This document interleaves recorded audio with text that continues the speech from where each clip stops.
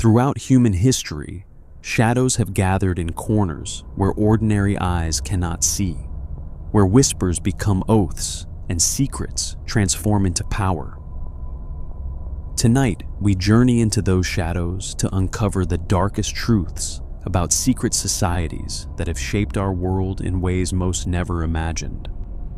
It was an ordinary afternoon in central India during the early 19th century when a traveler joined a group of friendly merchants on the road to Delhi. The merchants seemed harmless enough, sharing stories and laughter as the miles disappeared beneath their feet. The traveler felt fortunate to have found such pleasant company for the dangerous journey ahead. He didn't notice the subtle glances exchanged between his new companions, or the way their hands occasionally brushed against the yellow scarves tucked into their belts. That night, as the traveler slept peacefully under the stars, he had no idea he would never see another sunrise.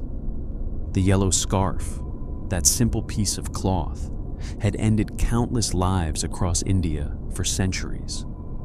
It was the weapon of choice for one of history's most prolific secret societies, a cult so efficient in their methods of murder that they killed an estimated 50,000 to 200,000 people over several hundred years. These were the Thuggee, the deceivers, and their story begins in the dusty roads and dense forests of the Indian subcontinent, where death wore a friendly face. The Thuggee weren't random murderers operating in isolation. They were members of a highly organized cult that passed their deadly craft from father to son across generations, creating bloodlines of killers who perfected the art of murder to such a degree that they could strangle a man in complete silence, dispose of his body without a trace, and disappear into the countryside as if they had never existed at all. Their method was always the same, refined over centuries into a ritual as precise as it was deadly. The process would begin innocently enough. A group of Thuggee, often posing as merchants, pilgrims, or fellow travelers, would befriend their intended victims on the road. They were masters of social engineering long before the term existed, skilled at reading people and gaining trust. They would travel together for days or even weeks, sharing meals, telling stories, and building bonds that felt genuine. The victims never suspected that their pleasant traveling companions were actually sizing them up, waiting for the perfect moment to strike. Each member of a Thuggee gang had a specific role to play, assigned based on skill and experience. There were the inveiglers, whose job was to befriend potential victims and lure them into the trap. There were the scouts, who searched for suitable targets and assessed the risks. There were the grave diggers, who prepared burial sites in advance. And then there were the stranglers themselves, the most skilled members of the group, who carried the sacred rumal, the yellow handkerchief that would become a noose. The rumal was more than just a weapon. It was a religious artifact, blessed and prepared through specific rituals. Some versions had a knot tied in one corner, or a coin sewn into the fabric to give it weight and make it easier to swing. The strangler would practice for years to perfect the technique, learning exactly how to loop the cloth around a victim's neck, how to pull it tight in one swift motion, how to maintain pressure until all resistance ceased. Death could come in less than a minute when executed properly, often before the victim even understood what was happening. The Thuggee believed they were doing the work of Kali, the Hindu goddess of death and destruction. According to their mythology, Kali had created the Thuggee from her own sweat to help her defeat a demon whose blood would spawn new demons with every drop that hit the ground. The Thuggee strangled the demon's duplicates, preventing blood from spilling, and Kali rewarded them with the riches of their victims. This mythological origin story, provided religious justification for what was, at its core, organized crime on a massive scale. But the religious element, while important to the Thuggee themselves, may have been partially a construct designed to bind members together and rationalize their actions. Modern scholars have noted that the Thuggee included both Hindus and Muslims, which complicates the purely religious interpretation. Some Thuggee were devout believers who saw their murders as sacred acts, while others seemed more motivated by profit than piety. The truth likely lay somewhere in between, with religion, superstition, and greed all playing their parts in motivating these killers. The Thuggee had elaborate rules and taboos that governed their activities. They would not kill women, though exceptions were sometimes made if a woman traveling with a male victim might report the crime. They avoided killing members of certain professions, including musicians, dancers, and oil pressers, though the reasons for these exemptions remain unclear. They had specific rituals they performed before setting out on a murder expedition, including prayers to Kali and the observation of omens. Certain animals, if seen at particular times, were considered good or bad signs that would determine whether they proceeded with their plans. When the moment finally came for the kill, it happened with terrifying swiftness. The signal would be given, often a seemingly innocent phrase or gesture, and the stranglers would move. The rumal would be thrown over the victim's head and pulled tight around the neck. Meanwhile, other gang members would grab the victim's arms and legs, preventing any struggle. The entire action took seconds, practiced and efficient, honed through countless repetitions. The victim rarely had time to cry out. After the murder came the disposal of the body, and here again, the Thuggee demonstrated remarkable skill and planning. Bodies were stripped of all valuables, then buried in graves that had often been prepared days in advance. The Thuggee had specific techniques for burial designed to prevent discovery. They would sometimes break the body's joints to make them easier to fit into shallow graves. They would layer the dirt carefully, knowing that animals or heavy rains might expose carelessly buried remains. Sometimes they would bury bodies in wells or throw them into rivers. The goal was always the same: to leave no evidence that might lead authorities to them.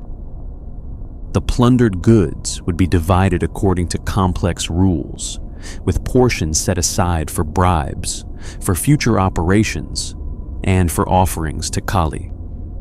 The Thuggee who had participated in the murder would often split up and disappear into different regions, making it nearly impossible for any investigation to connect them to the crime. Some Thuggee lived double lives, appearing as respectable merchants or farmers in their home villages, then joining murder gangs during certain seasons of the year when travel on the roads was heaviest. For centuries, the Thuggee operated with relative impunity. Local authorities were often bribed or simply overwhelmed by the scale of the problem. Victims were typically travelers, people whose disappearance might not be immediately noticed or investigated. The Thuggees' mobility meant they could commit murders in one region and be hundreds of miles away before bodies were discovered. Their code of silence was absolute, enforced through religious oaths and the knowledge that betrayal meant certain death. Everything changed when the British began expanding their control over India in the early 19th century. British administrators, initially dismissive of reports about organized bands of stranglers, gradually came to understand the scope of the Thuggee threat. The man who would become the nemesis of the Thuggee was William Henry Sleeman, a British officer who dedicated years of his life to destroying the cult. Sleeman's approach was methodical and patient. He began by collecting information from across India, compiling reports of mysterious disappearances and unsolved murders. He noticed patterns in the crimes, similarities that suggested organized rather than random violence. He learned about the Thuggees' methods, their religious beliefs, and their organizational structure. Most importantly, he developed a network of informants, including captured Thuggee, who agreed to testify in exchange for their lives. These informants, called approvers, were crucial to Sleeman's success. They revealed the locations of mass graves, identified fellow gang members, and explained the Thuggees' operational methods. One approver named Faringea reportedly admitted to participating in the murders of over 900 people during his 4 decades as a strangler. Another, Thug Baram, claimed to have been present at over 900 murders, though he admitted to personally strangling only about 125 victims himself. Even accounting for possible exaggeration, these numbers were staggering. Using information from the approvers, Sleeman launched a massive campaign against the Thuggee in the early 1830s. Across India, British forces arrested thousands of suspected gang members. Special courts were established to try them. The British introduced new laws specifically targeting the Thuggee, making even membership in the cult a capital offense. The punishments were severe. Many Thuggee were hanged. Others were sentenced to hard labor or imprisoned for life. Their families were placed under watch to prevent the tradition from continuing. The British also created special schools for the children of Thuggee, attempting to break the cycle of intergenerational violence by removing young people from the cult's influence and teaching them legitimate trades. These schools were part of a broader effort to eradicate not just the individual gang members, but the entire culture and tradition of Thuggee murder. By the late 1830s, the organized Thuggee cult had been largely destroyed. Occasional cases of Thuggee-style murders continued to surface for decades afterward, and some scholars believe small groups of practitioners persisted in remote areas. But the widespread, organized nature of the cult was broken. The roads of India became safer for travelers, though the memory of the Thuggee lingered in stories and warnings passed down through generations. Modern historians debate aspects of the Thuggee story. Some argue that British colonial authorities exaggerated the threat to justify their expansion of power in India.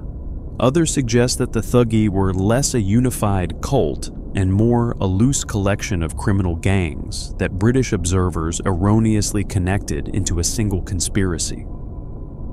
There are questions about whether the religious elements were as central as portrayed, or whether British writers imposed their own narrative onto what was primarily criminal behavior. Yet even accounting for possible exaggerations and colonial bias, the core facts remain disturbing. Thousands of people were murdered on India's roads over several centuries. These murders were committed by organized groups using consistent methods. The killers saw themselves as part of a tradition, something larger than mere crime. Whether that tradition was primarily religious or criminal, whether it involved 50,000 deaths or 200,000, the Thuggee represented one of history's most successful and long-lasting murder cults. The word thug itself entered the English language from the Hindi word for deceiver, becoming synonymous with violent criminals.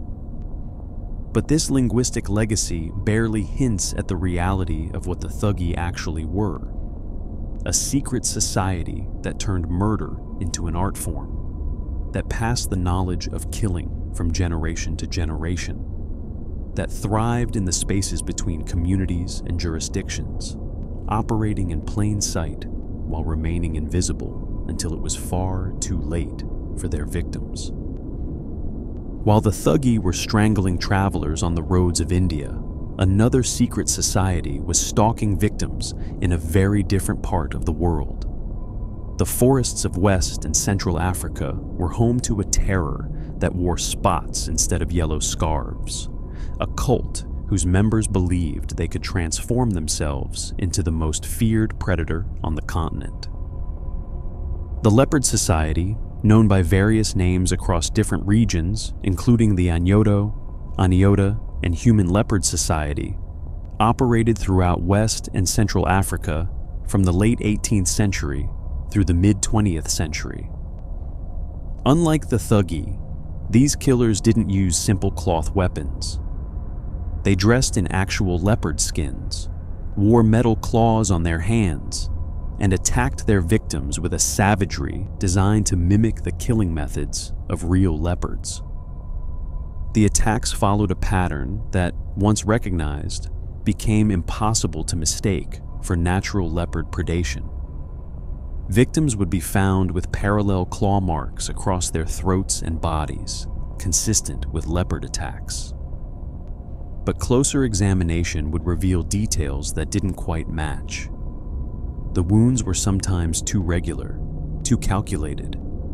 Blood would be missing that should have been present at a leopard kill. Bodies would show signs of ritual mutilation that no animal would perform. Members of the Leopard Society wore elaborate costumes for their attacks. The leopard skins were often enhanced with rope or leather straps to secure them to the wearer's body. The claws, called ishlang in some regions, were crafted from metal, typically iron, and designed to fit over the fingers like terrible gloves.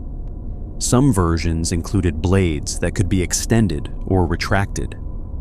These weapons could inflict devastating injuries that closely resembled the wounds left by an actual leopard's claws. But the disguise served purposes beyond simply mimicking leopard attacks. In many African cultures, leopards held special significance as symbols of power, authority, and transformation. Chiefs and rulers throughout West Africa used leopard imagery in their regalia and ceremonies. The leopard represented the ability to move unseen, to strike without warning, to command both fear and respect. By adopting the leopard's form and methods, members of the secret society claimed some of this power for themselves. The society's activities were deeply entwined with belief in supernatural transformation. While members knew they weren't literally becoming leopards, they believed that during their attacks they were possessed by leopard spirits that granted them enhanced strength, speed, and ferocity. Elaborate initiation rituals prepared new members for this supposed transformation, breaking down their human identity and rebuilding them as something both human and animal. Training for new initiates was intense and could last months. Young men selected for membership would be taken to secret locations in the forest where they learned to move like leopards, to attack with the metal claws, to kill efficiently and brutally. They practiced the distinctive roaring and growling sounds that real leopards made, so they could imitate these during attacks to further the impression that their victims were being killed by actual animals. They learned which parts of the body to target for maximum effect, how to drag bodies through the underbrush as a leopard would, how to cover their tracks. The final test for an initiate was typically his first kill. The victim was often chosen by the society's leadership, and in a particularly cruel twist, might be a close relative of the initiate himself. This practice served multiple purposes. It demonstrated the initiate's commitment to the society above all other loyalties. It bound him to the group through the shared guilt of murder, and it ensured that he could never betray the society without implicating himself in the murder of his own family member. Once the killing was done, the victim's body became the focus of the society's darkest rituals. The corpse would be systematically dismembered, with specific body parts removed and distributed among the members. These body parts served multiple purposes within the society's belief system. Some were consumed in cannibalistic rituals, as members believed that eating the flesh of victims would transfer their vitality and power to the consumers. Other body parts were used to create powerful medicines called morphema in some regions. Morphema was believed to grant supernatural abilities to those who possessed it. A person carrying properly prepared morphema might become invisible to enemies, impervious to weapons, or capable of prophetic visions. The preparation of morphema involved elaborate rituals combining body parts with various herbs, minerals, and other ingredients. The exact recipes were closely guarded secrets passed down within the society. The belief in morphema's power was strong enough that members would risk death to obtain the necessary ingredients, creating a perpetual demand for new victims. The Leopard Society's killings served multiple functions within the communities where they operated. Sometimes the murders were political, targeting individuals who opposed local chiefs or challenged existing power structures. The colonial period saw leopard killings used as a form of resistance against European rule, with administrators and their African allies becoming targets. In other cases, the killings seem to have been primarily about maintaining the society's power and mystique, random violence designed to keep populations afraid and submissive. Colonial authorities struggled to comprehend and combat the Leopard Society. European administrators often misunderstood the killings' cultural context, interpreting them as evidence of African savagery rather than recognizing them as politically motivated violence or responses to colonial disruption of traditional power structures. Early investigations often failed to distinguish between actual leopard attacks and human-caused murders, allowing the society's members to operate with relative impunity. One of the most detailed accounts of the Leopard Society's activities comes from Sierra Leone, where a series of particularly brutal murders in the early 20th century finally prompted serious colonial investigation. Over several years, dozens of victims were found with the telltale signs of Leopard Society killings. The colonial government established a special commission to investigate, leading to a series of sensational trials that exposed the society's methods and beliefs. During these trials, witnesses described the society's organizational structure. At the top was a leader called the Bati Yeli, who wore a special leopard mask during ceremonies and wielded ultimate authority over the group.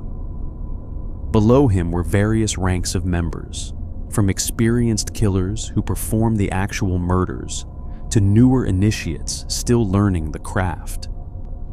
The society maintained strict hierarchies and rules, with severe punishments for members who violated the group's code or threatened its secrecy. Testimony at the trials also revealed the calculated nature of the killings. Victims were carefully selected days or weeks in advance. The time and place of the murder would be decided at secret meetings. Multiple society members would participate in each killing, with specific roles assigned to each. Some would act as lookouts, others would grab and hold the victim, while the designated killer struck with the metal claws. The body would then be carried to a predetermined location for dismemberment and the preparation of morphema. The society's secrecy was maintained through a combination of fear, supernatural belief, and practical security measures. Members took oaths during their initiation that carried both religious and social weight. Breaking these oaths meant not just punishment from the society, but spiritual contamination that would destroy the traitor and his entire family. Meetings were held in remote forest locations known only to members. Special passwords and recognition signs allowed members to identify each other while keeping outsiders ignorant of the society's extent. Similar leopard societies operated throughout West and Central Africa, though they weren't all directly connected. In Nigeria, the Ekpe Society combined leopard imagery with other esoteric beliefs and practices. In what is now the Democratic Republic of Congo, the Anyoto and Vihokohoko groups operated with particularly brutal efficiency. Each regional variant had its own specific rituals and beliefs, but all shared the core elements of leopard mimicry, ritual murder, and cannibalism. The Belgian colonial authorities in Congo documented extensive Leopard Society activities in the early 20th century. One trial in Wamba in 1933 resulted in the conviction and hanging of 9 people, including a chief named Mbako, who admitted that cannibalism was part of the process. His wives confessed to cooking the flesh obtained in the attacks so all the members could eat it. The testimony from these trials provided gruesome details about how victims were selected, killed, and consumed. Colonial efforts to suppress the Leopard Society intensified during the early to mid-20th century. Special ordinances were passed, making membership in the society illegal and establishing harsh penalties for those convicted of leopard murders. Police conducted raids on suspected meeting places and arrested dozens of suspected members. Public executions of convicted society members were used to demonstrate that the colonial authorities could protect the population from these killers. But the suppression efforts faced significant challenges. The society was deeply embedded in local cultures and power structures. Many community members knew or suspected who the leopard men were, but were too afraid to speak out.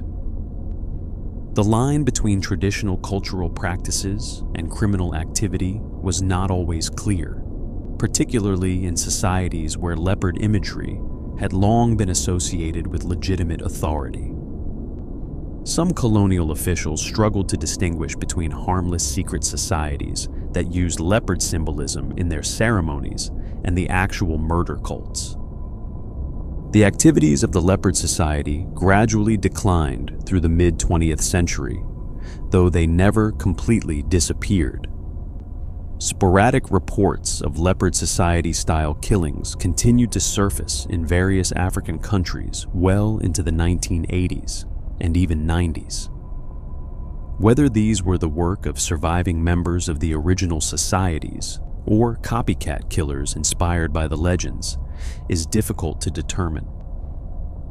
The secrecy that always surrounded these groups makes it nearly impossible to know if they truly ceased to exist or simply went further underground. The legacy of the Leopard Society persists in West African culture and folklore. Stories of leopard men are still told to frighten children and warn about the dangers lurking in isolated places. The societies demonstrated how secret organizations could operate within communities for extended periods, hiding in plain sight while committing horrific acts. They showed how supernatural beliefs could be weaponized to create terror and maintain power, and they revealed the dark potential of initiation rituals and group psychology to transform ordinary people into killers. The transition from the forests of Africa to the corridors of power in modern Europe might seem jarring, but the next chapter in our journey through secret societies reveals that the impulse to gather in darkness, to wield power through hidden networks, transcends time and geography. In post-war Italy, a Masonic lodge would evolve into something far darker than anyone imagined. The discovery came on March 17, 1981, when Italian financial police raided a villa in Arezzo, Tuscany. The property belonged to Licio Gelli, a wealthy businessman who made his money in textiles and mattresses. The investigators were there following leads related to the collapse of the Banco Ambrosiano, but what they found in Gelli's villa would shake the Italian government to its foundations and reveal a conspiracy that reached the highest levels of power in the country. Hidden in Gelli's office, the police discovered a list. Not just any list, but a roster containing 962 names of some of the most powerful men in Italy.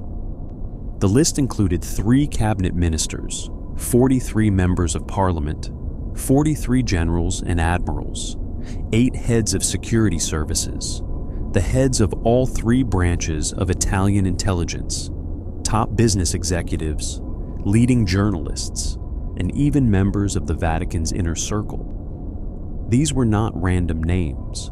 They were all members of a secret Masonic lodge called Propaganda Due, known simply as P2. Propaganda Due began innocuously enough. In 1877, the Grand Orient of Italy, the country's primary Masonic organization, established a special lodge for members of parliament and other public figures who needed to keep their Masonic membership secret due to Catholic opposition to Freemasonry. The original Propaganda Lodge operated openly until Mussolini banned all secret societies in 1925.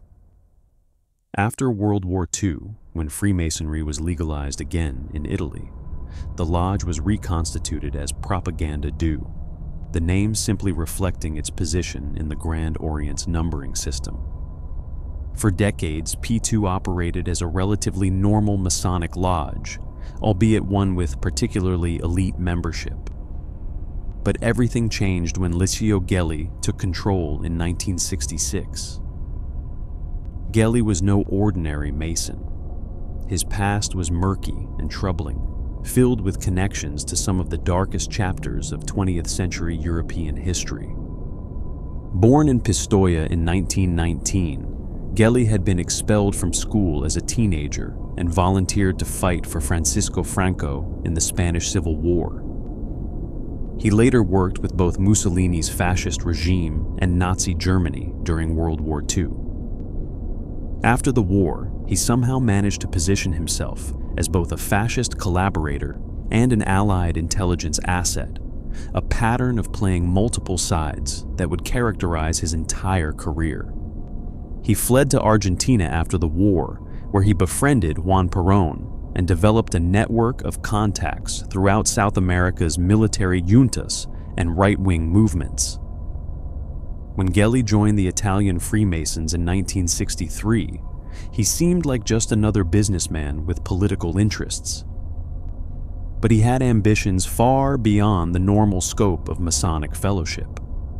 Appointed to reorganize P2 in 1966, Gelli gradually transformed the lodge from a social organization into something much more sinister, a clandestine network designed to infiltrate and control the Italian state. Gelli's method was brilliant in its simplicity. He recruited aggressively, but selectively, targeting men in positions of power or with the potential to reach such positions. Military officers, intelligence agents, politicians, judges, journalists, business leaders, anyone who could be useful to the network. The recruitment often happened in luxury settings, at elegant dinners or exclusive clubs, where Gelli would charm his targets and appeal to their ambitions and grievances. But P2 under Gelli operated nothing like a traditional Masonic lodge. Normal lodges met regularly in established temples, conducted open votes on membership, and maintained oversight from their Grand Orient. P2 did none of this. Gelli conducted initiations in hotel rooms and private apartments. Members were often not told who their fellow members were, operating in cells where they might know a few others, but never the full scope of the organization. Even the Grand Orient of Italy didn't know the complete membership list. Only Gelli possessed that information, kept in his villa in Arezzo. The secrecy extended to P2's actual purpose and activities. Officially, it was a Masonic lodge dedicated to fraternal bonds and mutual support among members.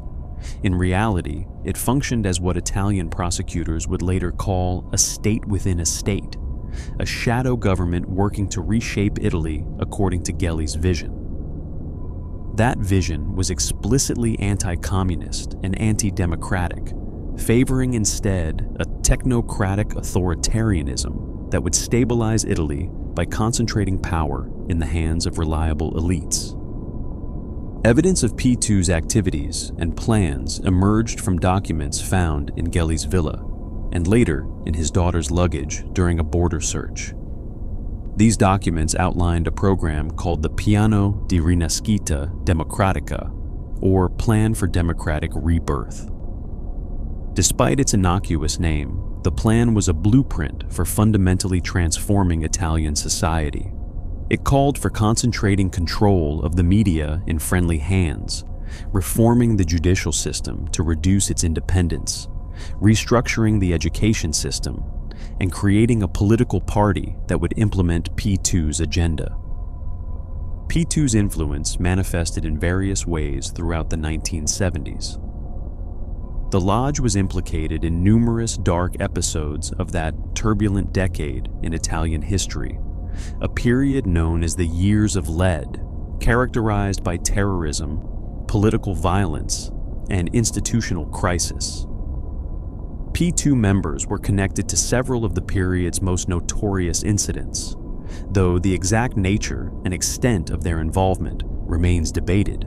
The Bologna station bombing of 1980 stands as one of the deadliest terrorist attacks in post-war European history.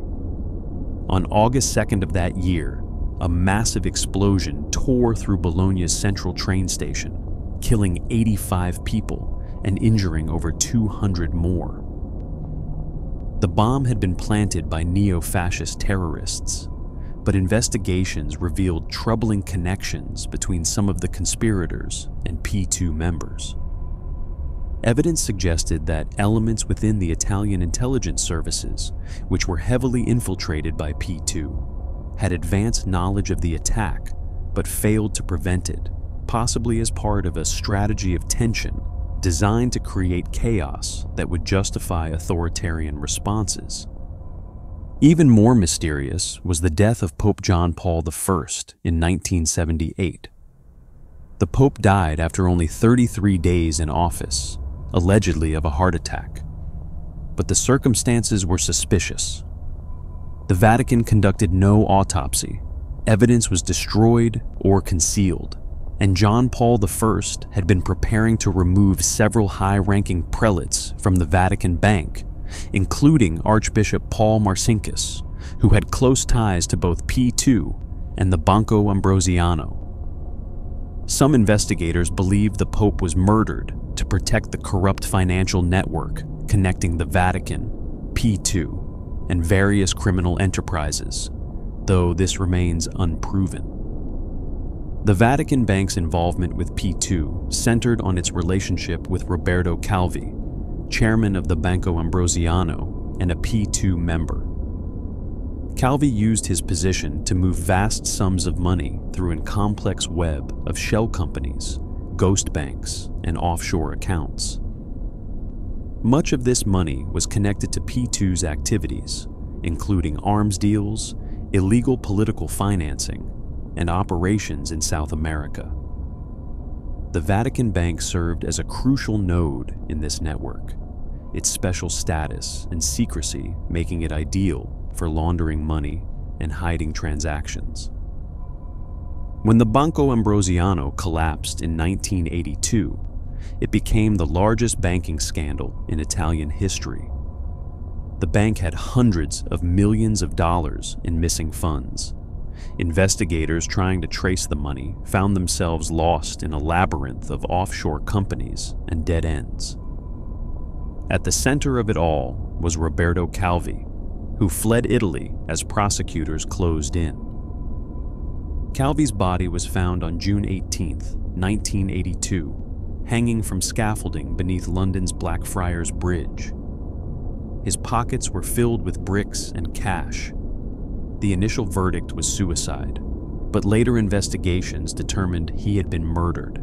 His death, at a location whose name referenced the black robes of Dominican friars and thus had Masonic symbolic significance, sent a clear message to anyone who might consider cooperating with investigators.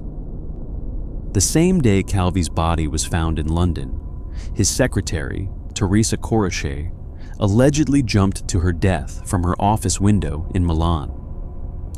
Before dying, she left a note expressing anger at Calvi for the damage he had done to the bank and its employees. Whether her death was truly suicide or staged to appear that way remains uncertain. The web of death surrounding P2 extended further. Michele Sindona, another banker with deep connections to both the Vatican and P2, was convicted of ordering the murder of Giorgio Ambrosoli, a lawyer investigating Sindona's fraudulent banking practices. Sindona himself died in prison in 1986, 2 days after drinking a cup of coffee laced with cyanide. He claimed he had been poisoned, but authorities ruled it suicide. The convenient deaths of so many people who could have testified about P2's activities led to widespread suspicion of systematic elimination of witnesses. Journalist Mino Pecorelli, who had been investigating P2 and published articles exposing some of its activities, was shot to death in Rome in 1979. Before his murder, he had suggested in his writings that he possessed damaging information about the lodge. After his death, that information, if it existed, was never found. Years later, investigations would connect his murder to organized crime figures who had ties to P2 members.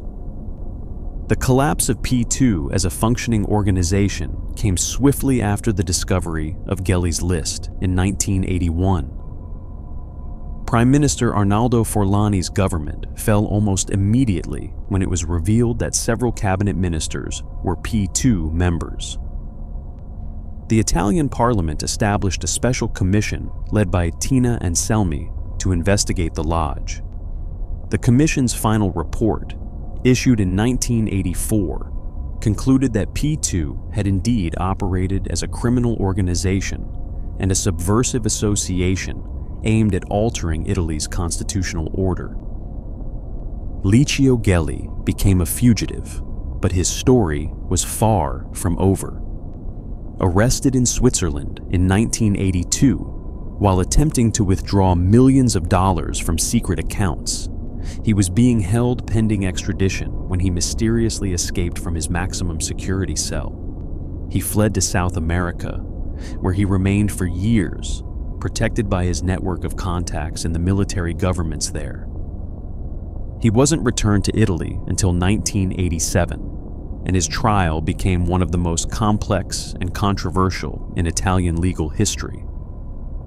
Gelli was eventually convicted of various crimes connected to P2's activities, including fraud related to the Banco Ambrosiano collapse and attempting to pervert the investigation into the Bologna bombing.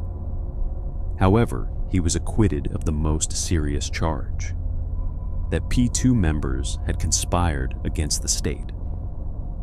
The court found that while individual members may have committed crimes, there was insufficient evidence to prove an organized conspiracy involving the entire lodge.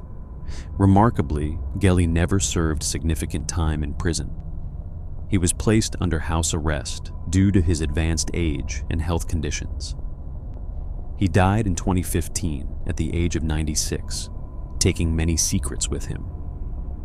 At his death, some observed bitterly that he had outlived most of his victims and avoided any real accountability for P2's actions. The legacy of P2 continues to haunt Italian politics. Many of the issues the lodge sought to influence, media control, judicial independence, the relationship between church and state, organized crime's penetration of institutions, remain contentious in Italy today. Some of P2's members went on to successful careers despite their involvement. Silvio Berlusconi, who was on Gelli's list, though he claimed minimal involvement, later became one of Italy's most powerful and controversial prime ministers. The P2 scandal fundamentally changed how Italians viewed their institutions. The revelation that such a vast conspiracy had penetrated so deeply into the state apparatus that judges, generals, intelligence chiefs, and politicians had all been working together in secret shattered public trust. It exposed the vulnerability of democratic institutions to infiltration by determined conspirators. And it demonstrated that secret societies need not rely on ancient rituals or mystical beliefs to accumulate power. Modern networks of mutual interest and blackmail could be just as effective. As disturbing as P2's infiltration of the Italian state was, the organization remained fundamentally focused on political power and financial gain.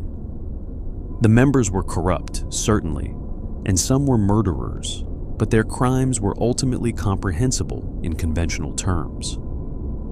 The next secret organization we encounter operated by a completely different logic, one that makes P2's conspiracy seem almost rational by comparison. During the Second World War, in a corner of occupied China, a different kind of secret society was conducting experiments that would define the limits of human cruelty. Unit 731, officially known as the Epidemic Prevention and Water Purification Department of the Kwantung Army, presented itself to the world as a public health organization. In reality, it was the center of the Imperial Japanese Army's biological warfare program, and it conducted some of the most horrific human experiments in history.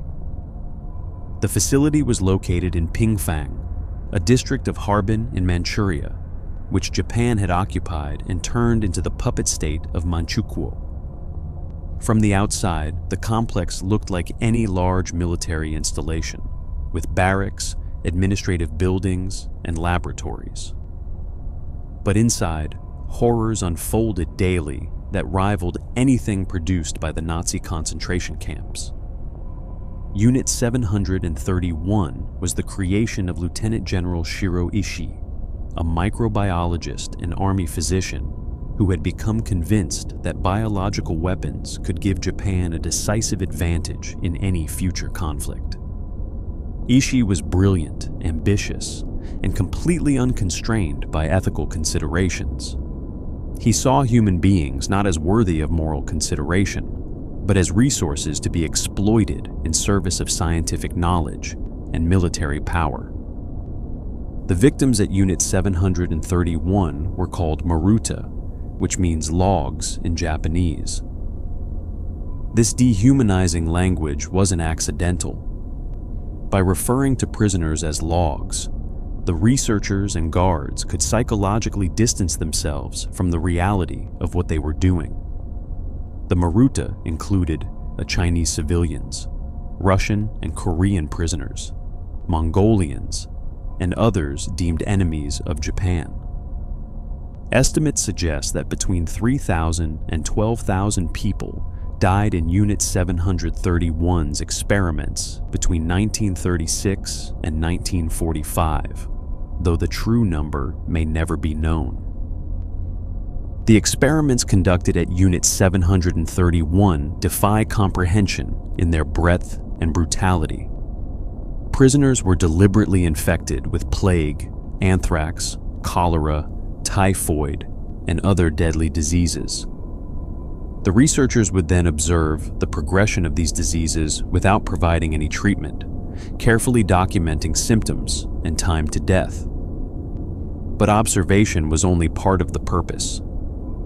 The researchers also wanted to understand exactly how these diseases affected human organs and tissues.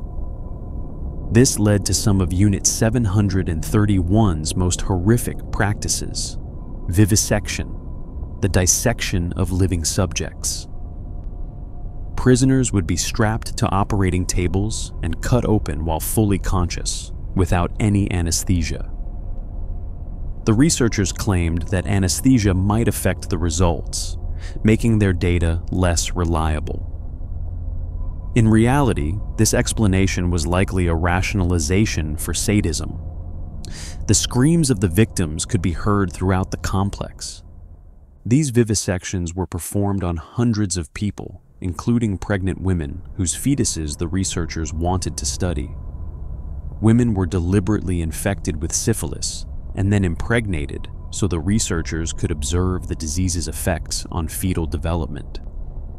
Pregnant prisoners were cut open and their fetuses examined at various stages of development, all while the mothers remained conscious.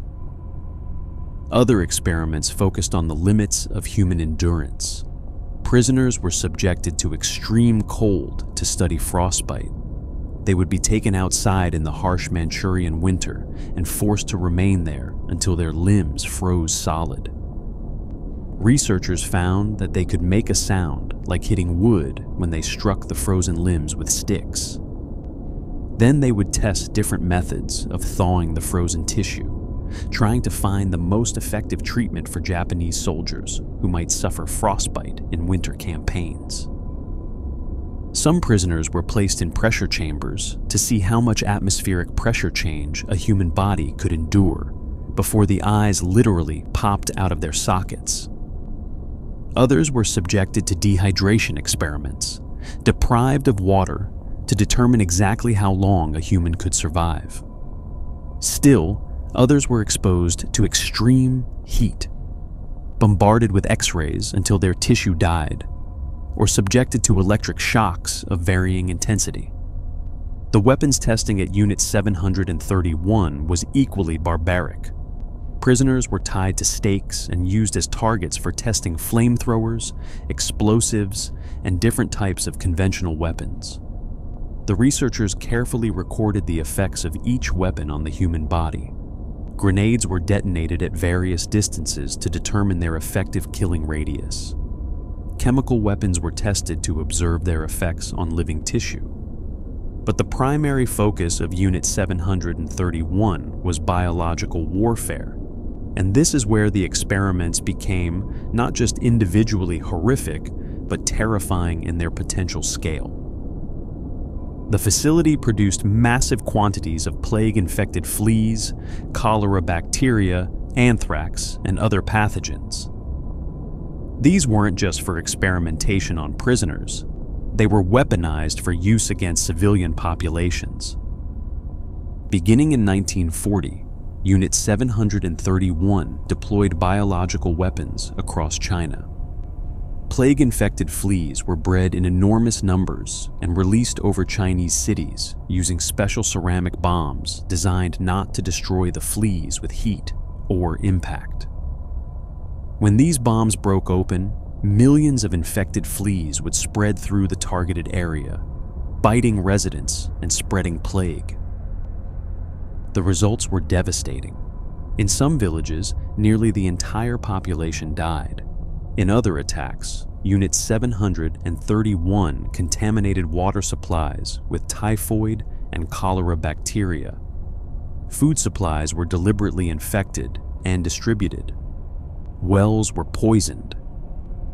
The death toll from these biological warfare attacks is difficult to calculate precisely, but estimates range from hundreds of thousands to over 1 million Chinese civilians killed. The experiments weren't limited to the main facility at Pingfang. Unit 731 operated several subsidiary units and field stations throughout occupied China and elsewhere in Asia.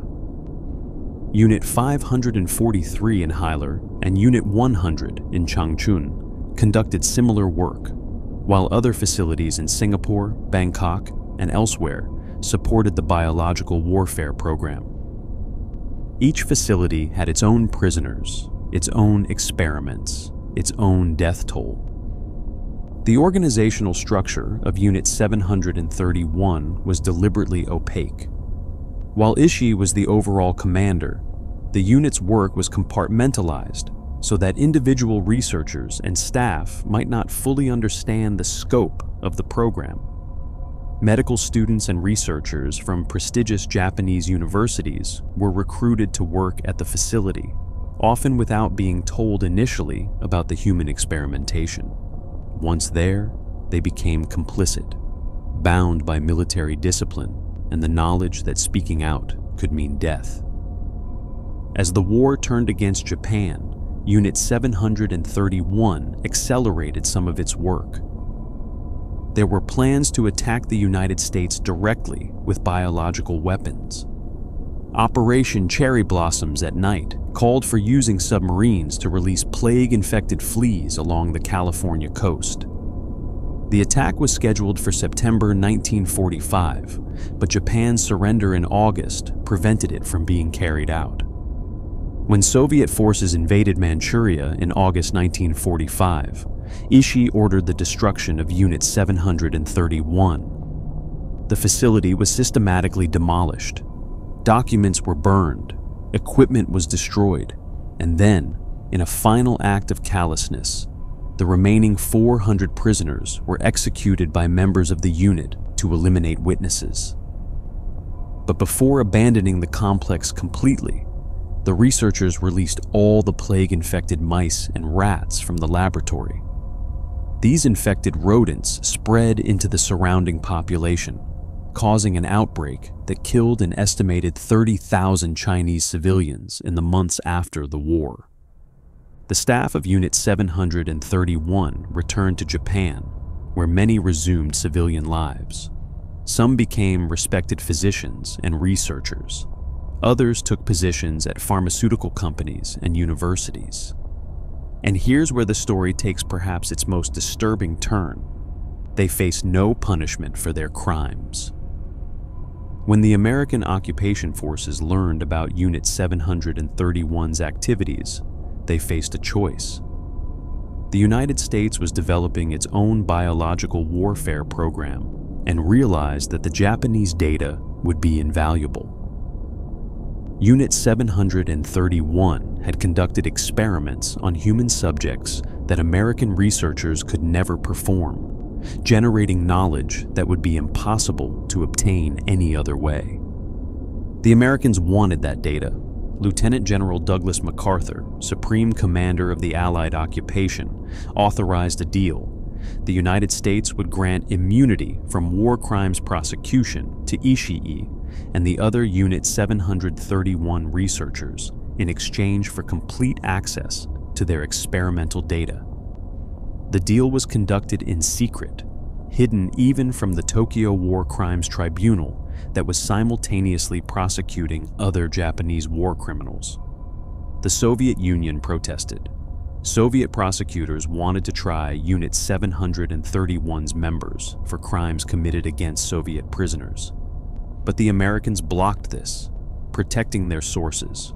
Only a handful of Unit 731 personnel who were captured by Soviet forces were ever tried in a 1949 show trial in Khabarovsk that was widely dismissed in the West as communist propaganda, despite the fact that the testimony was largely accurate.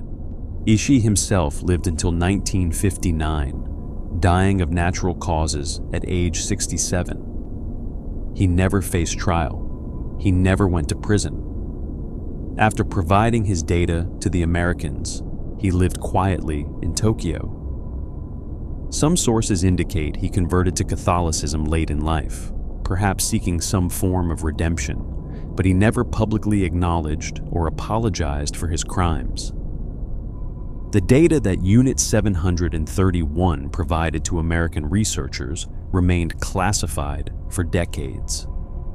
When some documents were finally declassified in the 1980s and 90s, they confirmed what had been suspected. The experiments had produced useful information about disease transmission, human endurance limits, and biological weapons effectiveness. This knowledge informed both American and Soviet biological warfare programs during the Cold War. The Japanese government refused to acknowledge Unit 731's activities for decades after the war. It wasn't until 1984 that a graduate student at Keio Medical University in Tokyo discovered records of the human experiments while browsing in a used bookstore. The student's revelations prompted investigations, and eventually, in 2002, a Japanese district court officially acknowledged for the first time that Japan had engaged in biological warfare during World War II. But even this acknowledgement came with limitations. the court ruling accepted that Unit 731 had committed atrocities, but dismissed the Chinese plaintiffs' claims for compensation. The judgment stated that while the experiments had occurred and were horrific, too much time had passed to award damages. This decision exemplified Japan's broader reluctance to fully confront this chapter of its history.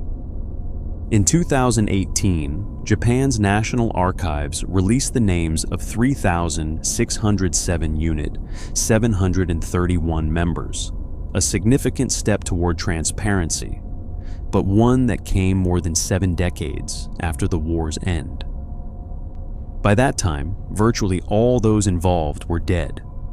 The victims and their families never received justice or compensation. The perpetrators lived full lives, many dying peacefully in old age. Unit 731 represents something uniquely disturbing among secret societies. Unlike the Thuggee or the Leopard Society, it wasn't driven by religious belief or cultural tradition. Unlike P2, it wasn't pursuing political power or financial gain. Instead, it was a product of scientific rationality unmoored from any ethical constraints. Proof that modern education and technical expertise don't prevent atrocity, but can instead make it more efficient and comprehensive. The experiments at Unit 731 were documented, measured, and published in medical journals using euphemistic language that concealed the human suffering involved.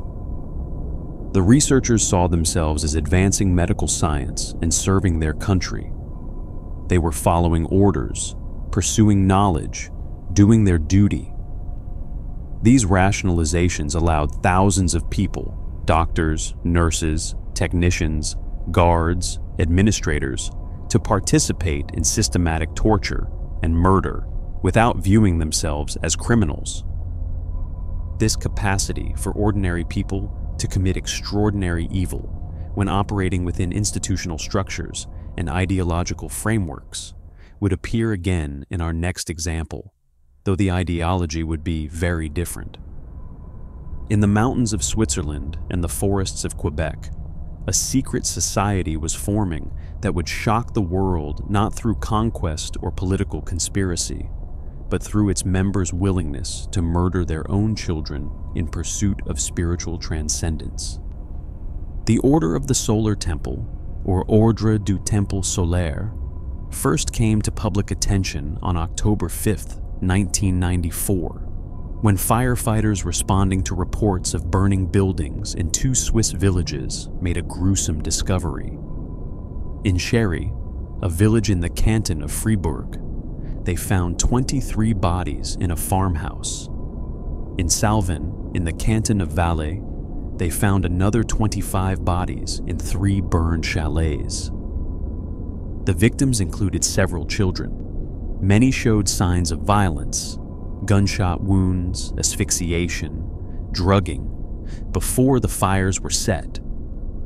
2 days earlier, across the Atlantic in Moraine Heights, Quebec, a couple and their 3-month-old infant had been murdered in their chalet. The baby had been stabbed repeatedly with a wooden stake. When police connected this murder to the Swiss incidents, it became clear they were dealing with not random violence, but coordinated mass murder and suicide involving a secret society few people had heard of. The Order of the Solar Temple was founded in 1984 by Joseph de Mombreau and Luc Jouret, 2 men whose partnership would prove deadly. De Mombreau was a French jeweler and occultist with a long history of involvement in esoteric groups. He had already founded several spiritual organizations before creating the Solar Temple, each time building a following before the group collapsed amid accusations of financial impropriety or interpersonal conflict. De Mombreau claimed to have lived multiple past lives, including as a member of the medieval Knights Templar. Luc Jouret was a Belgian homeopathic physician who lectured on alternative medicine and New Age spirituality. Charismatic and well-educated, He attracted followers with his blend of environmental concerns, spiritual philosophy, and promises of transformation. Before co-founding the Solar Temple, he had been involved with other Neo-Templar organizations, groups that claimed descent from or spiritual connection to the Knights Templar suppressed in the 14th century. Together, Di Mambro and Jouret created an organization that combined elements from multiple esoteric traditions. They incorporated Rosicrucian symbolism, theosophical concepts about ascended masters, New Age ideas about spiritual evolution, and rituals adapted from Freemasonry and Templar legend. The result was a complex belief system that required extensive explanation and initiation to fully understand, or at least that's what members were told. At the core of Solar Temple belief was the idea that humanity was approaching a period of apocalyptic transformation. The Earth would soon experience catastrophic events, environmental collapse, nuclear war, or other disasters that would destroy most of civilization. But a select few, those who had achieved sufficient spiritual development, would transcend this physical destruction through a process they called transit.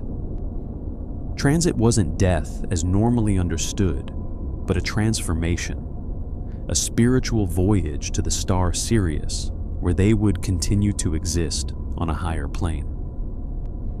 The Solar Temple's organizational structure reflected this hierarchical understanding of spiritual development. New members started in affiliated groups like the Amenta Club or the Arcadia Club, where they attended lectures and study groups. Those who showed commitment and promise might be invited to join the Solar Temple itself. But even within the Solar Temple, there were levels. Di Mambro and Jouret formed an inner circle that controlled the organization's direction and finances. Below them were initiates of varying ranks, each level supposedly corresponding to greater spiritual insight. The Solar Temple's ceremonies were elaborate theatrical productions designed to inspire awe and reinforce the leader's authority. Members would don robes and gather in specially prepared chambers for rituals involving dramatic lighting, carefully choreographed movements, and the recitation of mystical texts. Di Mambro, who had a background in stage magic, created miracles during these ceremonies. Holographic projections would appear, seemingly materializing spiritual beings. Swords would burst into flame. Voices would speak from the air. These effects were tricks, as some members later discovered. Hidden projectors created the holograms. Swords were soaked in flammable liquid before the ceremonies. The voices came from concealed speakers. But most members never learned the truth. They experienced what seemed like genuine spiritual phenomena and believed they were witnessing proof of the Solar Temple's special connection to higher powers. The organization accumulated significant wealth. Members were expected to donate generously, and some turned over their entire savings and property to the group. Di Mambro lived lavishly, justifying his expensive tastes as necessary to properly represent the spiritual hierarchy. The Solar Temple owned properties in Switzerland, Canada, and France, including the farmhouse and chalets where the deaths would later occur. By the early 1990s, the Solar Temple was facing mounting problems. Former members had begun speaking out, revealing the organization's manipulative practices and Di Mambro's fraudulent miracles. Authorities in several countries were investigating the group's finances and allegations of illegal weapons possession. Some of the Solar Temple's most devoted members, discovering that the miracles were fake, felt betrayed and left the organization. There were also internal tensions. Di Mambro and Jouret disagreed about the organization's direction.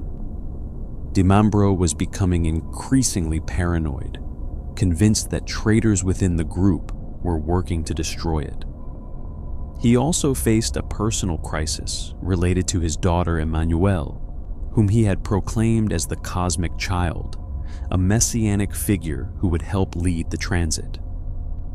When another member's child was named Emmanuelle, Di Mambro became obsessed with the idea that this baby was the Antichrist who had come to oppose his daughter.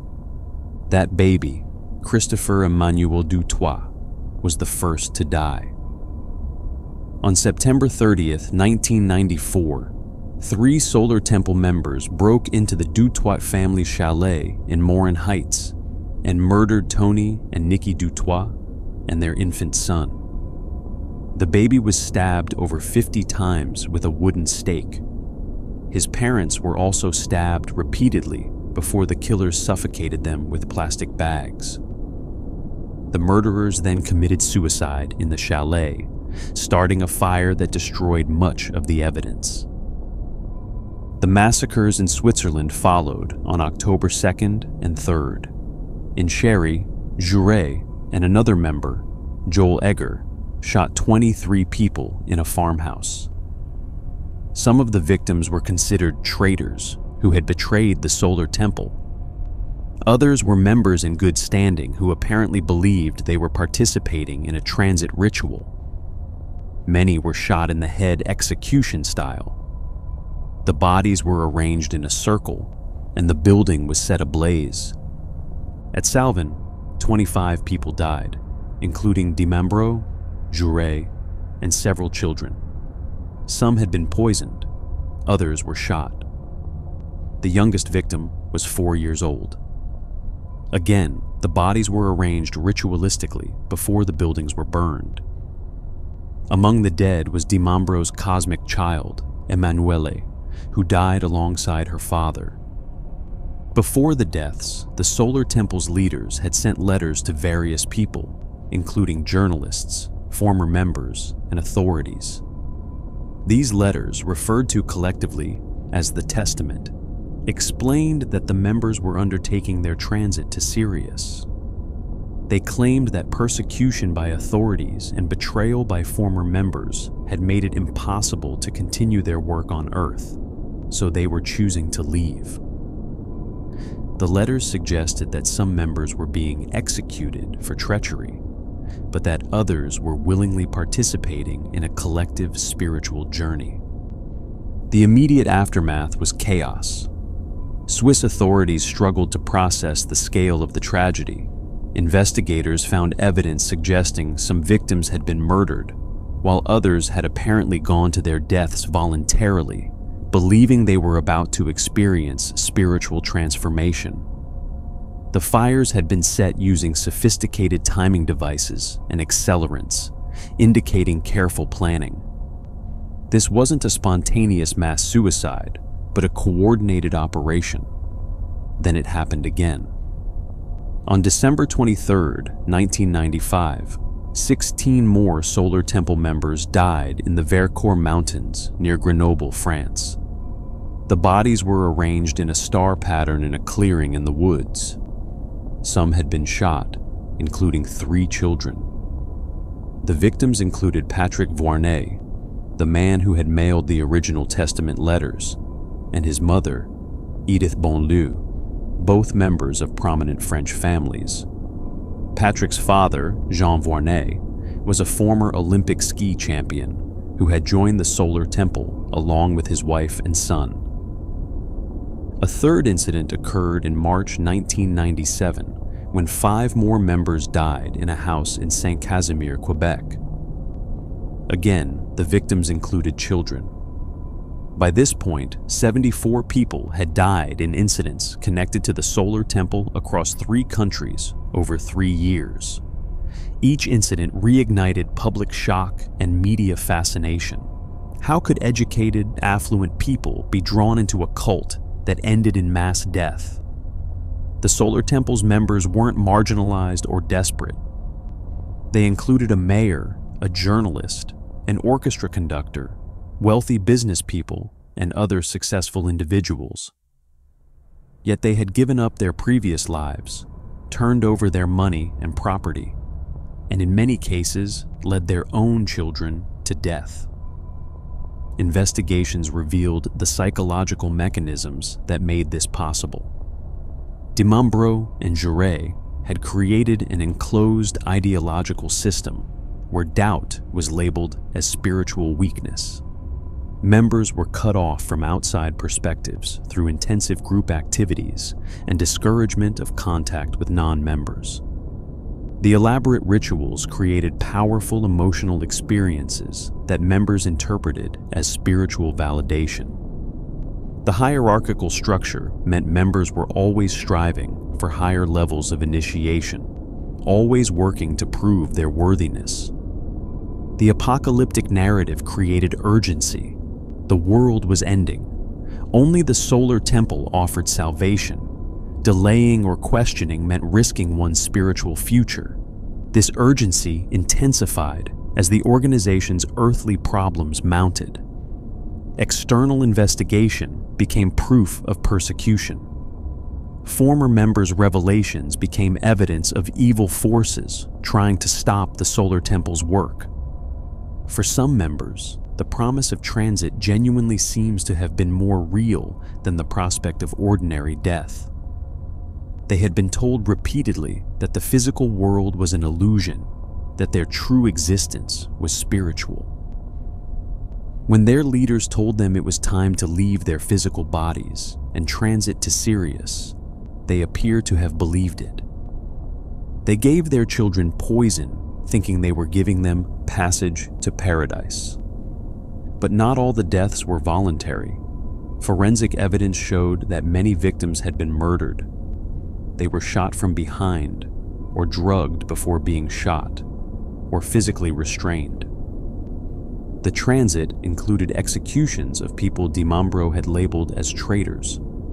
In a particularly cruel twist, some members appear to have been lured to their deaths with promises that the money they had given to the solar temple would be returned to them if they participated in a special ceremony. The question of criminal culpability was complicated by the fact that the leaders who orchestrated the deaths, Di Mambro and Jaurès, had died in the first incident. Michel Tabachnik, a Swiss conductor who had been involved with the solar temple and had connections to Di Mambro, was tried in France on charges related to the deaths, but he was acquitted. The court found insufficient evidence that he had knowingly participated in planning the murders or suicides. The solar temple incidents prompted widespread examination of cult activity and regulation. France, in particular, implemented strict laws governing religious and spiritual groups, creating a government agency to monitor organizations considered potentially dangerous. These measures proved controversial, with critics arguing they infringed on religious freedom, but supporters maintaining they were necessary to prevent future tragedies. The psychological aftermath extended far beyond the immediate victims. The families left behind, parents who lost children, children who lost parents, siblings, and spouses, struggled to understand how their loved ones had been drawn into something that ended so catastrophically. Some former members who had left the solar temple before the deaths suffered survivor's guilt, wondering if they could have done something to prevent the tragedy. The solar temple remained active in diminished form even after the deaths. Some surviving members continued to believe in the organization's teachings, interpreting the deaths as evidence that the transit had indeed occurred. A small number of adherents attempted to keep the group going, though it never regained significant membership. Reports suggest a few dozen people worldwide still consider themselves Solar Temple members, though without the centralized leadership and organization that characterized the group under Di Mambro and Jaurès. The Solar Temple tragedy demonstrated that deadly cults aren't relics of the past or products of only poorly educated populations.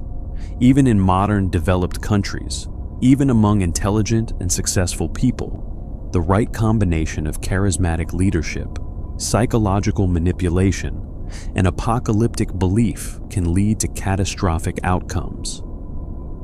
The same year the Solar Temple's first deaths occurred, another secret society on the other side of the world was preparing to demonstrate this lesson even more dramatically.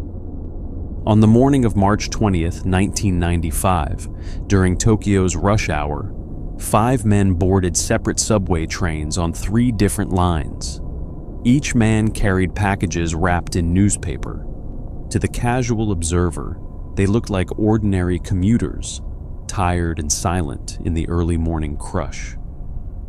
But hidden inside their newspaper-wrapped packages were plastic bags filled with liquid sarin, one of the deadliest nerve agents ever created. Within minutes, these men would unleash the worst chemical weapons attack on civilians since World War I. The Tokyo subway sarin attack was the culmination of years of increasingly violent activity by Aum Shinrikyo, a Japanese new religious movement that had transformed from a yoga and meditation group into a doomsday cult with laboratories producing weapons of mass destruction. Understanding how this transformation occurred requires understanding Aum's founder, Shoko Asahara. Asahara was born Chizuo Matsumoto in 1955. Partially blind from birth, he attended a school for the blind where he reportedly bullied other students, using his partial vision to dominate those who were completely blind. After school, he tried to enter Tokyo University to study medicine, but failed the entrance exam. He then dabbled in various endeavors, including starting a company that sold fake Chinese herbal medicines, for which he was prosecuted and fined. In the early 1980s, Matsumoto became interested in spirituality and alternative religions. He studied yoga, meditation, and various esoteric practices. In 1984, he founded a yoga and meditation school called Aum Shinrikyo, which later evolved into Aum Shinrikyo. The name combined Aum, the sacred syllable from Hindu and Buddhist tradition, with Shinrikyo, meaning supreme truth. Initially, Aum Shinrikyo appeared relatively benign. It offered meditation classes, yoga instruction, and lectures on spiritual topics. Asahara, who had adopted this name, which means bright light or shining truth, presented himself as an enlightened master who had achieved special spiritual powers through years of intensive practice. He claimed he could levitate, become invisible, read minds, and travel through time. Members testified that they had witnessed these miracles, though skeptics noted that the levitation photographs showed obvious jumping, not floating. Aum's teachings combined elements from multiple religious traditions in an eclectic mix. Buddhist concepts like karma and reincarnation merged with Hindu ideas about spiritual evolution. Christian apocalyptic prophecies from the Book of Revelation mixed with predictions from Nostradamus. Tibetan tantric practices were adapted into Aum's training regimens. The result was a complex system that required extensive study and practice to supposedly master. The organization grew rapidly in the late 1980s. By 1989, Aum Shinrikyo claimed 10,000 members in Japan and was expanding internationally, particularly in Russia, where it gained tens of thousands of followers in the chaotic post-Soviet period. The membership included many highly educated individuals, scientists, engineers, doctors, lawyers, who were attracted by Aum's promise of spiritual enlightenment through rigorous practice. Aum's training methods were extreme. Members were encouraged to live in communal facilities where they could dedicate themselves fully to spiritual development. The training involved long hours of meditation, sleep deprivation, fasting, and various ascetic practices designed to break down ordinary consciousness and create altered states. Some practices bordered on torture. Members would be forced into small boxes for extended periods, subjected to electric shocks, allegedly to stimulate chakras, or made to wear bizarre helmets that supposedly synchronize their brainwaves with Asahara's. Members were also encouraged to take LSD and other hallucinogenic drugs as part of their spiritual training, with Asahara claiming these substances could accelerate enlightenment when taken under proper guidance. The combination of sleep deprivation, fasting, physical stress, drugs, and intense group pressure created conditions ripe for psychological manipulation and the breakdown of critical thinking. As Aum grew, its ambitions expanded. In 1990, Asahara and 24 other Aum members ran for seats in Japan's parliament. They campaigned in bizarre fashion, wearing elephant masks and singing and dancing in the streets. All 25 candidates lost, receiving fewer than 2,000 votes combined. This electoral humiliation appears to have been a turning point. If Aum couldn't achieve its goals through legitimate political means, Asahara concluded, it would need to take more direct action. The group began preparing for what Asahara called Armageddon. According to his teachings, a global apocalypse was imminent. World War III would begin before the end of the millennium, probably started by the United States attacking Japan. Nuclear weapons would be used. Most of humanity would die. Only those who had achieved sufficient spiritual development, Aum members, would survive to build a new civilization. But Aum didn't just prepare to survive Armageddon. Increasingly, Asahara taught that Aum needed to help bring about the apocalypse. This would actually be compassionate, he argued, because it would end the suffering of unenlightened people and allow their souls to be reborn into better circumstances. He introduced the concept of Poe, claiming it was a Tibetan Buddhist term, though scholars dispute this. Poa allegedly meant sending someone's consciousness to a higher plane, even if it required killing their physical body. With this theological justification for murder established, Aum began acquiring the means to kill. The organization recruited scientists and engineers specifically to develop weapons. In a remarkable demonstration of Japan's lax oversight of religious organizations, Aum set up laboratories and manufacturing facilities that produced illegal drugs, sold to finance other operations, and weapons ranging from conventional firearms to chemical and biological agents. The chemical weapons program was headed by Masami Tsuchiya, a brilliant chemistry graduate from Tsukuba University who had joined Aum in 1989. Tsuchiya successfully synthesized sarin, a nerve agent developed by German scientists in the 1930s. Sarin is extraordinarily toxic. A single drop on the skin can kill an adult in minutes. It works by disrupting the nervous system, causing convulsions, respiratory failure, and death. Producing sarin requires sophisticated chemistry and specialized equipment, but Tsuchiya managed it in Aum's laboratories using equipment purchased through front companies. Aum also pursued biological weapons. They attempted to cultivate anthrax and botulinum toxin. The biological program was less successful than the chemical one. Their anthrax strain turned out to be a vaccine variant that couldn't cause disease. But the fact that a religious organization was attempting to create biological weapons at all was shocking. The weapons weren't just manufactured for potential future use. Aum began employing them against perceived enemies well before the Tokyo subway attack. In June 1994, Aum members released sarin gas in Matsumoto, a city northwest of Tokyo, targeting judges who were overseeing a lawsuit against the group. The attack used a converted refrigerator truck to vaporize sarin, creating a cloud of nerve agent that drifted through a residential neighborhood. 8 people died in the Matsumoto attack and approximately 500 were injured. Police investigated, but focused on an innocent local man whom they suspected of accidentally creating sarin while mixing chemicals in his home, an absurd theory that was nevertheless pursued while the actual perpetrators went free.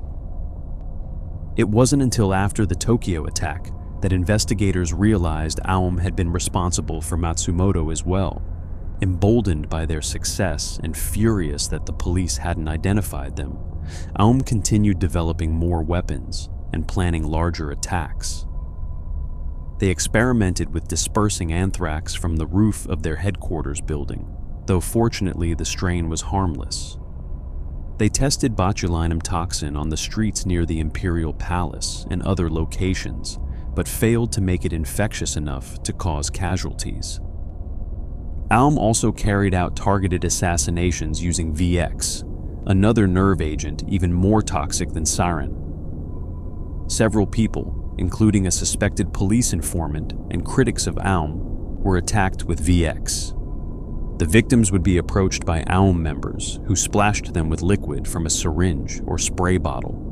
One victim survived but suffered severe neurological damage. Others died.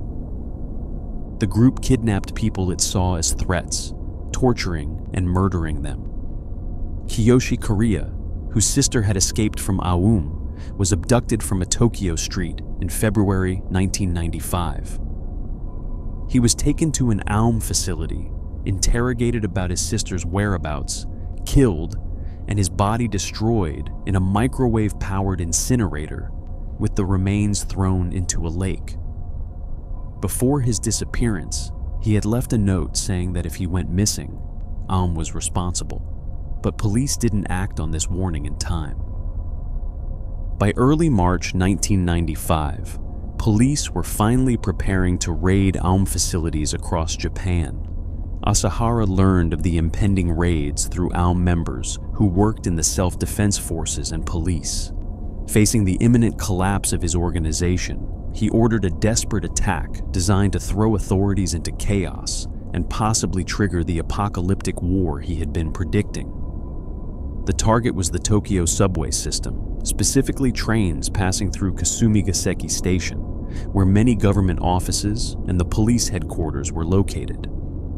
On the morning of March 20th, the 5 attackers, Kenichi Hirose, Ikuo Hayashi, Toru Toyoda, Masato Yokoyama, and Yasuo Hayashi, boarded their assigned trains. Each carried 2 or 3 packages containing plastic bags of liquid sarin wrapped in newspaper. At predetermined times, they placed their packages on the floors of the subway cars and punctured the bags with sharpened umbrella tips, releasing the liquid sarin which vaporized in the warm subway cars. The attackers then quickly exited the trains, fleeing to waiting getaway cars driven by accomplices. Most of them received injections of atropine, an antidote to sarin poisoning, though one attacker, Kenichi Hirose, was so badly contaminated that even the antidote couldn't fully counteract the effects, and he suffered significant injury. As the trains continued through the subway system, passengers began feeling the effects of the nerve agent. Sarin gas is heavier than air, so it pooled on the floors of the cars and platforms. People began coughing, experiencing blurred vision, and having difficulty breathing.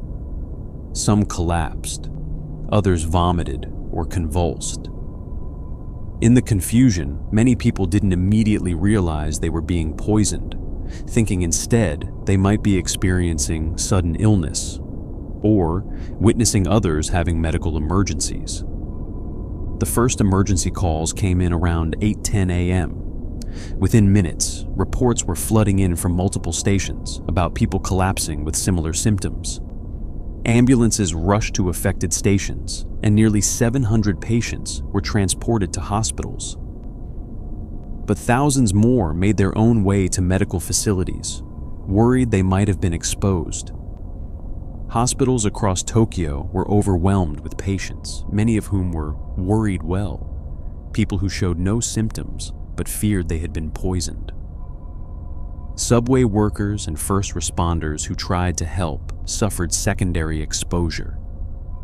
2 subway employees died after handling the punctured bags of sarin, trying to remove them from the trains. Other station workers and passengers who assisted victims were themselves poisoned. Medical personnel at hospitals also experienced symptoms after treating contaminated patients. The final death toll was 13, with an additional 50 to 60 people severely injured. Nearly 1,000 others experienced vision problems and other moderate symptoms. The number could have been far higher.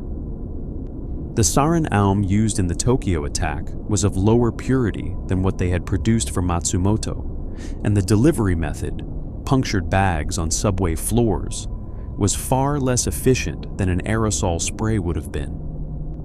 If the sarin had been purer, or if Aum had used a better dispersal method, thousands or even tens of thousands might have died. Within 48 hours of the attack, police raided Aum facilities across Japan. The scale of the operation was massive, involving thousands of officers and even support from the Japan Self-Defense Forces, who stood ready in case Aum members violently resisted. At Aum's headquarters and other sites, police found weapons, chemical production facilities, laboratories, and evidence of the subway attack and other crimes. Asahara went into hiding, but was discovered in May 1995, concealed in a small room at an Aum facility. His arrest was televised, showing a disheveled, confused-seeming man who bore little resemblance to the confident guru of Aum's promotional materials. Over the following months, dozens of Aum members were arrested and charged with various crimes related to the subway attack and other incidents. The trials revealed the full scope of Aum's criminal activities. Members testified about the murders, the weapons programs, the indoctrination methods. Asahara himself proved uncooperative during his trial, often responding to questions with gibberish or refusing to speak. His lawyers argued he was mentally incompetent, but the court rejected this claim and convicted him on 13 counts of murder and attempted murder. Asahara was sentenced to death in February 2004. His execution was delayed for years as various appeals worked through the courts and as prosecutors pursued the remaining Aum members still at large. Finally, on July 6, 2018, Asahara and 6 other Aum members were executed by hanging. 6 more were executed later that same month. The impact of Aum Shinrikyo's crimes extended far beyond the direct victims. The organization had shown that a religious group operating within a modern democratic society could develop weapons of mass destruction and deploy them against civilians.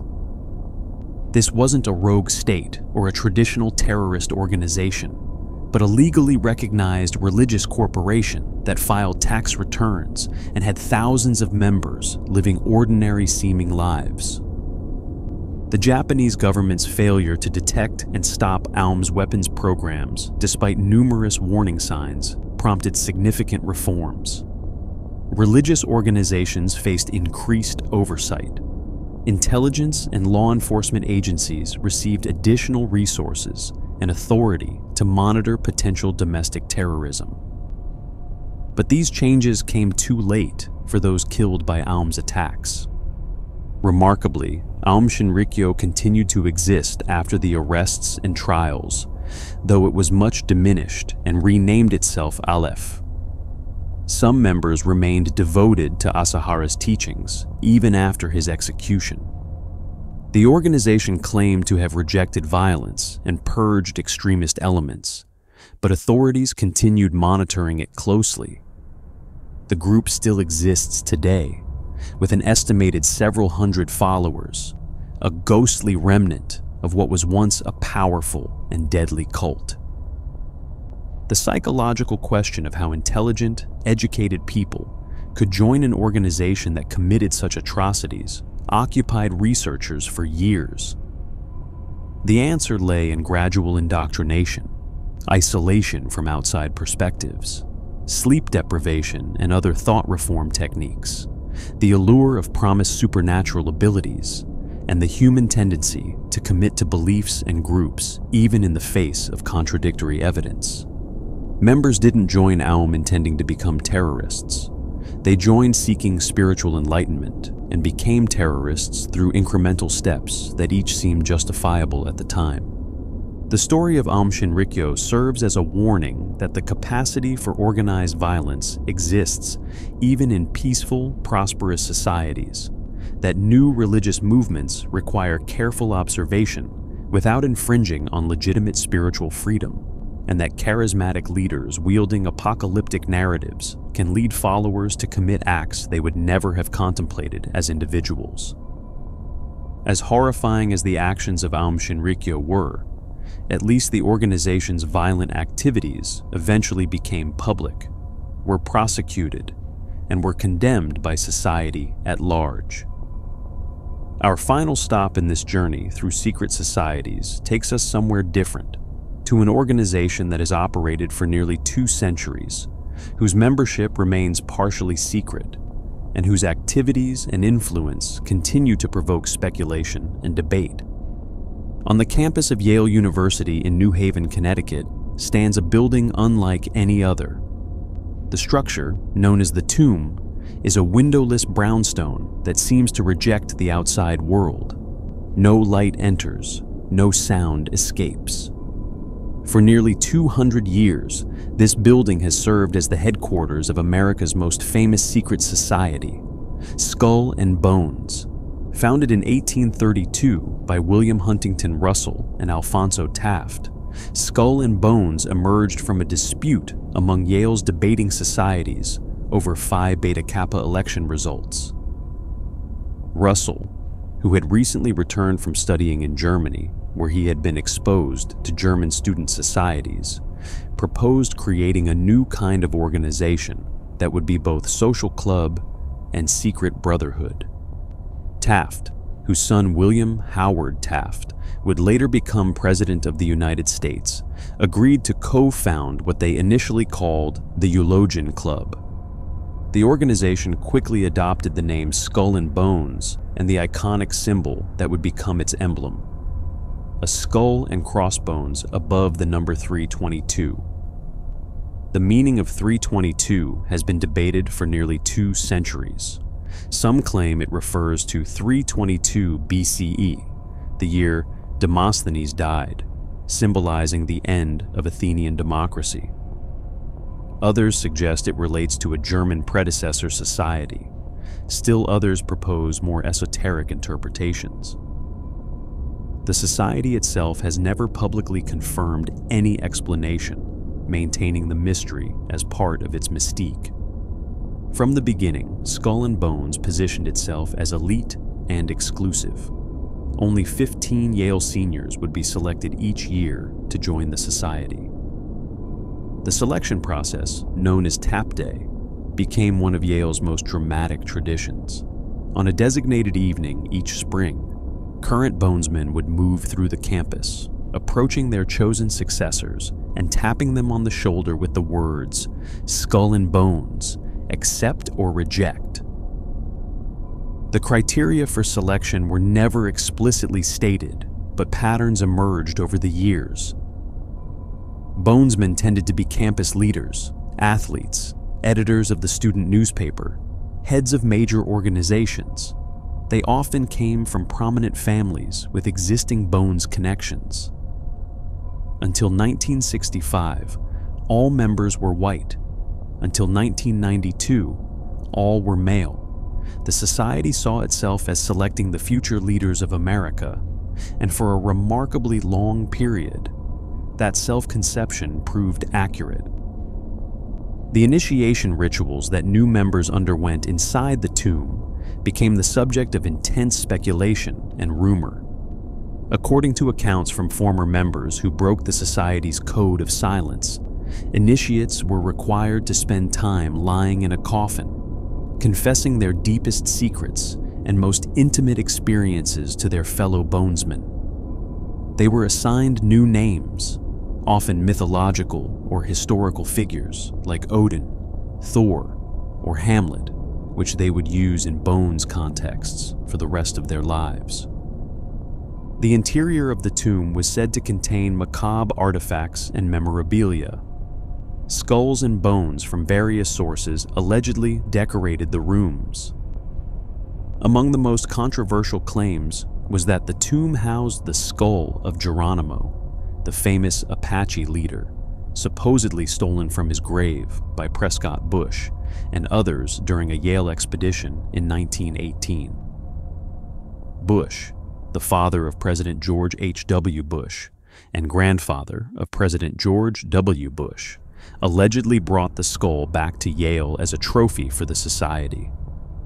Whether the tomb actually contains Geronimo's skull remains disputed. Geronimo's descendants filed a lawsuit in 2009 demanding the return of the remains, but the case was dismissed and forensic evidence suggested the grave had not actually been disturbed.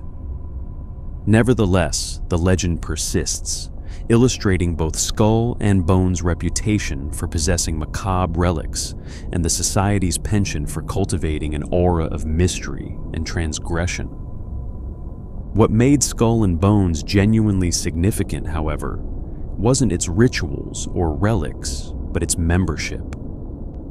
Over the decades, Bonesmen rose to positions of remarkable power and influence in American society. The list of members reads like a who's who of American achievement.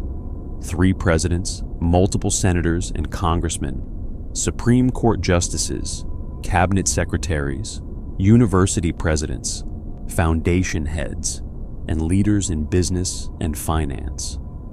William Howard Taft, the 27th president and later Chief Justice of the Supreme Court, was a Bonesman.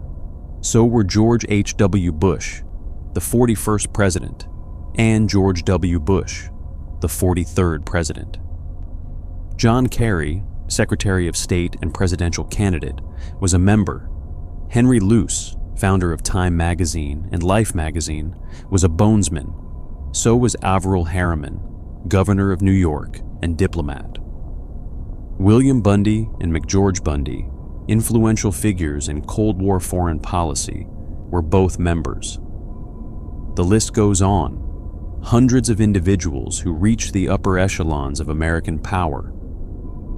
This concentration of power in the hands of such a small, secret organization inevitably led to conspiracy theories. Were Bonesmen secretly controlling American government and business? Did membership in the society guarantee success and advancement through hidden networks of mutual support? Was there a Bones agenda being implemented through members in positions of authority? The 2004 presidential election brought these questions into sharp focus. Both major party candidates, George W. Bush and John Kerry, were Bonesmen. When journalist Tim Russert asked both candidates about their Skull and Bones membership during interviews, their responses were revealing. Bush said, "It's so secret we can't talk about it." Kerry replied, "Not much, because it's a secret." The reality of Skull and Bones' influence appears to be more prosaic than grand conspiracy, but still significant. The society functions as an elite networking organization. 15 new members each year means approximately 800 living Bonesmen at any given time. When those 800 people include presidents, senators, judges, foundation heads, and corporate leaders, the network becomes powerful even without any coordinated conspiracy. Bonesmen help each other. They provide job references, open doors, make introductions. A young Bonesman starting in business or politics has immediate access to an extensive network of successful, influential alumni who are predisposed to help fellow members. This isn't unique to Skull and Bones. Elite institutions create networks, but Bones takes it to an exceptional level through its secrecy, exclusivity, and the intense bonding experience of initiation and shared rituals. The society owns significant assets beyond the tomb itself. Deer Island, a 40-acre retreat in the St. Lawrence River, serves as a gathering place where bonesmen can meet away from outsiders' eyes. The island once featured elaborate cottages and recreational facilities, though these have decayed over the years. Current members still visit the island, continuing traditions established decades earlier. The financial assets controlled by Skull and Bones through its business entity, the Russell Trust Association, have been estimated in the millions of dollars. The society has historically enjoyed special exemptions from normal corporate disclosure requirements in Connecticut, allowing it to operate with unusual secrecy for a business entity. This financial opacity has fueled further speculation about the society's wealth and activities. In recent decades, Skull and Bones has evolved, though slowly and reluctantly. The admission of the first African American member in 1965 marked an important shift, though it came shamefully late. The battle over admitting women was particularly contentious. When the class of 1991 attempted to tap women for membership, older bonesmen were outraged. The Russell Trust changed the locks on the tomb to prevent the new female members from entering. A legal battle ensued, with conservative columnist William F. Buckley Jr., himself a bonesman, leading the opposition to coeducation. Eventually, members voted to allow women, with the measure passing by a narrow margin of 368 to 320. The first women officially joined in 1992, 160 years after the society's founding. Since then, classes have typically been divided roughly equally between men and women. The society has also become more diverse in other ways. Recent classes have included members from various racial, ethnic, and socioeconomic backgrounds, and openly LGBTQ students. This diversification has been gradual and incomplete, but it represents significant change from the exclusively white, male Protestant membership of earlier eras. Despite these changes, Skull and Bones retains much of its traditional character. The initiation rituals continue, though what exactly they involve remains secret. The tomb remains windowless and mysterious. New members are still tapped each spring. The society still selects campus leaders and promises them entrance to an elite network. And bonesmen still generally refuse to discuss the organization publicly, maintaining the code of silence that has endured for nearly 2 centuries. The influence of Skull and Bones in contemporary America is debated. Some argue the society's power has waned as American society has become less deferential to traditional Eastern establishment institutions. Others contend that while the specific institution may matter less, the broader phenomenon it represents, elite networks that reproduce privilege across generations, remains as significant as ever. What seems clear is that Skull and Bones functions as a case study in how secret societies operate in modern democratic contexts. Unlike the Thuggee or Leopard Society, it doesn't commit murder. Unlike P2 or Unit 731, it doesn't engage in terrorism or human experimentation. Unlike the Solar Temple or Aum Shinrikyo, it doesn't lead its members to death. Instead, it accumulates and maintains power through more subtle means: networking, mutual support, shared identity, and the psychological bonds created by secretive initiation into an exclusive group. The very fact that we know so much about Skull and Bones, its founding date, its building, many of its members, some of its practices, while still knowing so little about its actual activities and influence today, demonstrates how secret societies can operate in plain sight. The tomb sits on Yale's campus, visible to anyone who walks by. But what happens inside remains hidden, protected by the silence of members who value their affiliation and trust their fellow bonesmen. This trust, cultivated through ritual and reinforced through mutual benefit, creates the conditions for influence networks to persist across generations. Whether such networks constitute conspiracy depends on one's definitions, but they certainly represent a form of power that operates outside democratic accountability and public scrutiny. As we reach the end of our journey through these secret societies, patterns emerge.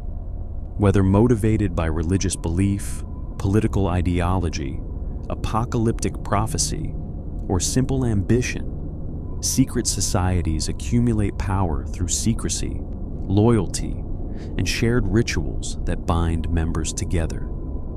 They exploit human psychology's susceptibility to group pressure, authority figures, and promised special knowledge or status. They operate in the shadows, sometimes committing atrocities, sometimes merely supporting members' advancement, but always maintaining the walls of silence that protect them from outside examination.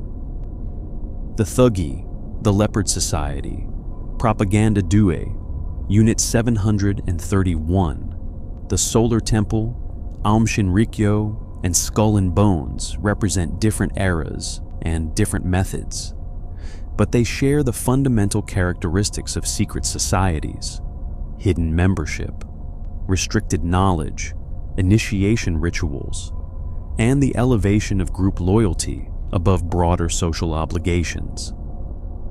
Understanding these organizations helps us recognize the patterns they follow and the dangers they can pose.